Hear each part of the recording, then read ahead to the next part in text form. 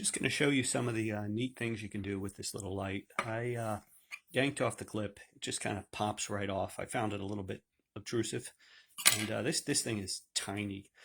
First off, a very neat little feature is it's magnetic. Quite a bit of force on it and such, so that would be great for roadside or just about anything you can think of. So button does quite a few things. So what I'm going to do is I'm just going to cycle through a number of the different options. So if you long press, regardless where you are, that brings you to moonlight mode. Moonlight mode is if it's total darkness, you can walk around and use this. You can see on my wall, it's very, very dim in the daylight. I did take it down to my basement. It's enough to navigate by, and they claim you get 20 days out of a battery charge on that. Obviously, I did not test that claim. So from moonlight mode, this is the only time you're going to see it. The only way you can get to moonlight mode that I found is from the off position to long press the button, and that will always revert it back to moonlight mode. So from any mode, if you want to advance to the next mode, there is the standard operating modes are low, medium, and high. So moonlight is not low. Moonlight is a special mode to get you that 20 days. So you long press, and that'll advance you to the next mode. This is low. Okay, so then we're going to go up to medium, and long press again brings you to high, or they call this turbo. This is not intended for constant operation. This is, it gets the flashlight a little bit warm, and it does chew the battery down. This is wicked bright is the only way to describe this. It's blindingly bright.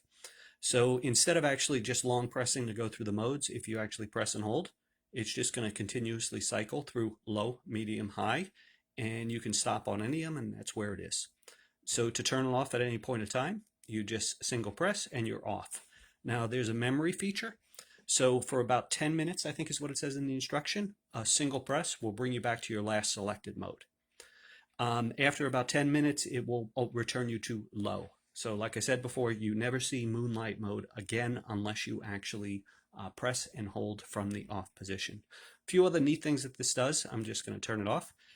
If you double press real quickly, it launches it into turbo mode from off. So that's a nice little feature. Another thing that it actually does is from the off position, or I believe any position, if you triple press fast, it brings you to this unbelievable seizure-inducing mode. It's quite incredible. You really have to see this in person. I think that this could actually be useful for defense. I'm going to just turn that off before I have a seizure.